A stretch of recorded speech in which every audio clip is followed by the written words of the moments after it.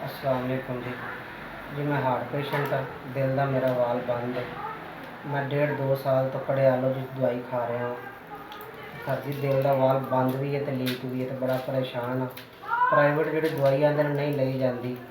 मेरी बेगम भी heart patient है, मकान मेरा किराए पर है। है मेरिया 2 धीआं तो मेरी बेगम है। बेगम मेरे भी दिल का नुक्स हो गया। असी बड़े परेशान हाँ तो हकदार हाँ। खुदारा मेरी मदद की जाए। अल्लाह तुहानू जज़ा देवे। मैं बड़ा परेशान हाँ, मेहरबानी। अस्सलाम वालेकुम जी। असी मशकूर हाँ जी SVS अदारे का।